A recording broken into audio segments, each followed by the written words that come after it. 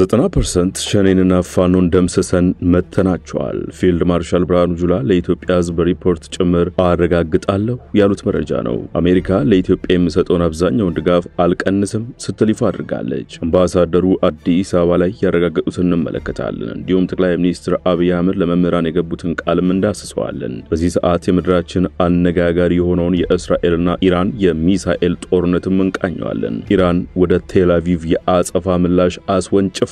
አሜሪካ ሚሳኤሎቹን በማምከን እየተሳተፈች ትገኛለች።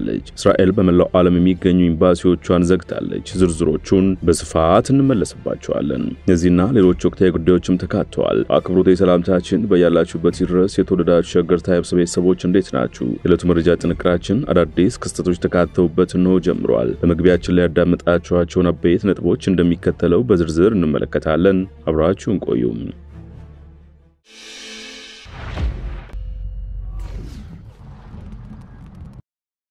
ወደ ቀዳሚ ጉዳያችን አምራችሁ 90% ሸኔንና ፋኖን ደምስሰን መተናቸዋል። ፊልድ ማርሻል ብርሃኑ ጁላ ተማጆር ሹሙ ከስተካዮች ምክር ቤት ለቀርበላቸው ጥያቄዎች በሰጡት ምላሽ በአማራና ኦሮሚያ ነፍጥ አንግበው የሚንቀሳቀሱት ፋኖና ሸኔ የውጭ ኃይል ተቀጣሪዎች ናቸው ብለዋል። ከሰሜኑ ጦርነት በኋላ የአማራና ኦሮሚያ ክልሎችን ወደሚያምሱ ኃይሎች ነው የገባ ነው ያሉት ፊልድ ማርሻሉም በዚህ ሂደት ሁለቱንም ኃይሎች አዳክመናል ባይ ናቸው። ፋኖንም ሸኔንም 90% ማዳከማቸውን የጠቆሙት ፊልድ ማርሻሉ ይህንን ደግሞ በሪፖርት መልክ ማቅረብ እንችላለን ብለዋል። እንደርሳቸው አገላለጽ በዚህ ሰዓት የቀረው መከላከያ ሰራዊት የሌለበትን ስፍራ በመምረጥ ጫካና ሸለቆ ውስጥ ነው።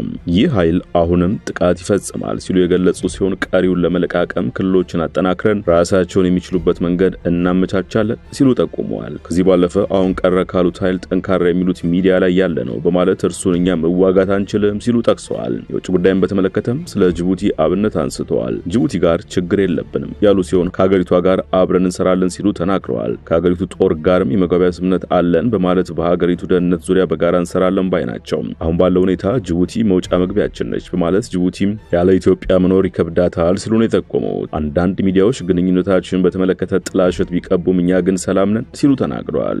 አሜሪካ ለኢትዮጵያ የምትሰጠውን አብዛኛውን ድጋፍ አልቀንስም ስትል ይፋ አደረገች። በኢትዮጵያ አሜሪካ አምባሳደር ኤርቪን ማሲንጋ አሜሪካ ለኢትዮጵያ ተሰጣቸው ከነበሩ ሰብአዊና ሰብአዊ ያልሆኑ ድጋፎች 77% ወደፊትም እንደሚቀጥሉ ለጋዜጠኞች ተናግረዋል።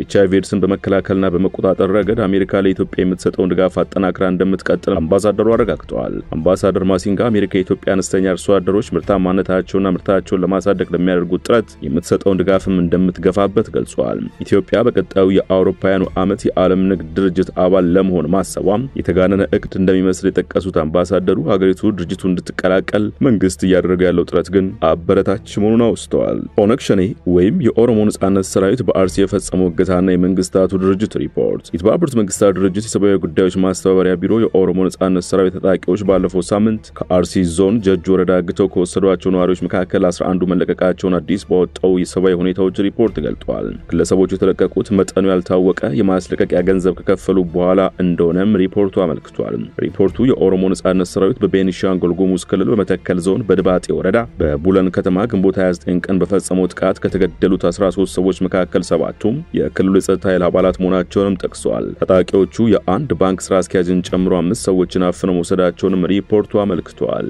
የደሞዝ ጥያቄ ህጋዊ ነው፣ አጣጥመን ለመሄድ እንሞክራለን አሉ ጠቅላይ ሚኒስትር አብይ። ጠቅላይ ሚኒስትር አብይ አህመድ ከመላው ኢትዮጵያ ከተውጣጡ መምህራን ጋር በተወያዩበት ወቅት የደሞዝ ጥያቄ ህጋዊ ነው፣ አጣጥመን ለመሄድ እንሞክራለን ብለዋል። ለመምህራን ትልቅ ክብር እንዳላቸው የገለጹ ጠቅላይ ሚኒስትሩ እኔ በህይወት እያለሁ መኪናቸውን ነድተው ሃይስኩል በር ላይ አቁመው ሲያስተምሩ ከማየት በላይ ደስታ የለኝም ሲሉ ተናግረዋል። ሰዎች በፖለቲካው መንደር በፌስቡክ እንዲሁም በፓርላማ ነገሮችን አዛብተው ቢያመጡ የሚጠበቅ ነው። መምህራን ጋር ግን ነገር ከተበላሸ የሀገር ጉዳት ነው ብለዋል። በመሆኑም የመምህራን ሐሳብ የፖሊሲ ግብዓት ጭምር በመሆኑ እያንዳንዱ የሚነሱ ጉዳዮችን በጥንቃቄ እንደሚያዩ ተናግረዋል። አሁን የሚደረገው ውይይትም የይስሙላ ሳይሆን ከልብ የመነጨና ጥቅም የሚገኝበት ይሆናል ብለው እንደሚያምኑ ነው የገለጹት።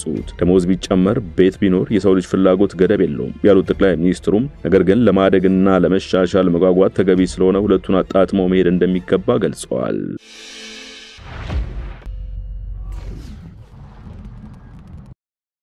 ወደ ሰሞንኛ የምድራችን ዋነኛ አጀንዳ እስራኤልና ኢራን ጦርነት ወቅታዊ መረጃዎች እናምራችሁ። እስራኤል በኢራን ላይ መጠነ ሰፊ ጥቃት መክፈቷን ተከትሎ የዓለም የነዳጅ ዋጋ ከ10% በላይ የሆነ ጭማሪ አሳይቷል። እስራኤል የኢራን ነዳጅ ማምረቻ ጣቢያዎችና የነዳጅ የወጪ ንግድ ተቋማትን ኢላማ ካደረገች የድፍድፍ ነዳጅ ዋጋ በበርሜል ከ80 እስከ $100 ሊደርስ እንደሚችል ዓለም አቀፍ የዜና ምንጮች የነዳጅ ገበያ ትንበያ ባለሙያዎችን ጠቅሰው ዘግበዋል። የእስራኤል ጦር ኃይል ንጋት ላይ በተዋጊ ጀቶችና ድሮኖች በፈጸማቸው በርካታ ጥቃቶች ከ20 በላይ የኢራን ጦር ኃይል ከፍተኛ አዛዦች እንደተገደሉ ሮይተርስ ዘግቧል። በጥቃቱ ከተገደሉት መካከል የኢራን ጦር ሰራዊት ጠቅላይ ኤታማዦር ሹም፣ የአየር ኃይሉና የአብዮታዊ ጥበቃ ኃይል ዋና አዛዦች እንዲሁም 3 የኒውክሌር ከፍተኛ ሳይንቲስቶች ይገኙበታል ተብሏል። እስራኤል በመላው ዓለም የሚገኙ ኤምባሲዎቿንም ዘግታለች። ኤምባሲዎቹ ለምን ያህል ጊዜ እንደሚዘጉ በግልጽ የተቀመጠ ጊዜ ገደብ የለም። ተለዋጭ መልእክት እስኪሰጥ ድረስ መላው ዓለም የሚገኙ የእስራኤል ኤምባሲዎችና የቆንስላ ጽሕፈት ቤቶች ዘግተው የሚቆዩ መሆኑን የእስራኤል ውጭ ጉዳይ ሚኒስቴር ባወጣው መግለጫ አስታውቋል። በውጭ ሀገራት የሚገኙ እስራኤላውያን ጥንቃቄ እንዲያደርጉና ዜጎቿ ነቅተው እንዲጠብቁ እንዲሁም የአይሁድ ወይም የእስራኤል ምልክቶችን በህዝብ ቦታዎች እንዳያሳዩ እስራኤል በውጭ ጉዳይ ሚኒስትሯ በኩል አሳስባለች።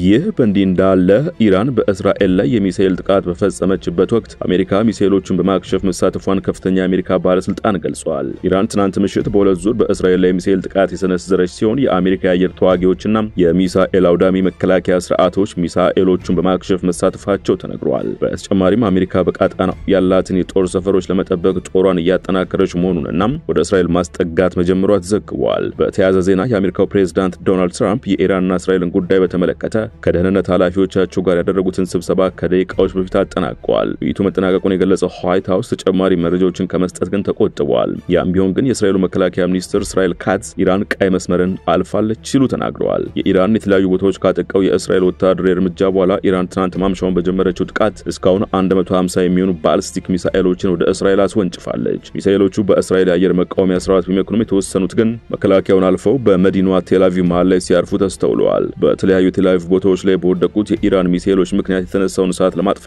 ምሽቱን የከተማው እሳት አደጋ ሰራተኞች መሰማራታቸው ታውቋል። በዚህ የኢራን የሚሳኤሎች ጥቃት እስካሁን 40 እስራኤላውያን መጎዳታቸውና የ3 ሰዎች ሕይወት ማለፉን ሲኤንኤን ዘግቧል። ከዚህ ጥቃት በኋላ መግለጫ የሰጡት የእስራኤል መከላከያ ሚኒስትር እስራኤል ካትዝ ኢራን አሁን ቀይ መስመር አልፋለች፣ ለዚህም የኢራን መንግስት ዋጋ ይከፍላል ብለዋል። ከዚሁ ጋር በተያያዘ ሴት የጦር ጀት አብራሪ በምርኮ እንዳልተያዘበት የእስራኤል መከላከያ ሚኒስቴር ገልጿል። በኢራንና እስራኤል ግጭት የእስራኤል ጦር ኢራንን እንዲደበድቡ ከላካቸው የጦር አውሮፕላኖች መሃል ሁለቱን መትቶ መጣሉን የኢራን ሚዲያዎች ዘግበዋል። ተስኒም የተባለው ከኢራን መንግስት ጋር ግንኙነት ያለው የዜና ምንጭ በፓራሹት የሚወርድ የጦር ጀት አብራሪ የሚታይበት ተንቀሳቃሽ ምስል ጋር አያይዘው ዜና አሰራጭቷል። ከተመቱት 2 የእስራኤል ጦር ጀቶች መካከል የአንዱ አብራሪ የሆነችው ፓይለት በፓራሹት መውረዷንና በኢራን ሰራዊት ተማርካ በቁጥጥር ስር እንደምትገኝ ዘግቧል። የእስራኤል መከላከያ ሚኒስቴር በበኩሉ ዘገባው ሐሰት ነው፣ የተማረከብን ፓይለት የለም ሲል ማስተባበሉን ቢቢሲ ዘግቧል። ጥንቅራችን አበቃ። በያላችሁበት ሰናይ ጊዜ።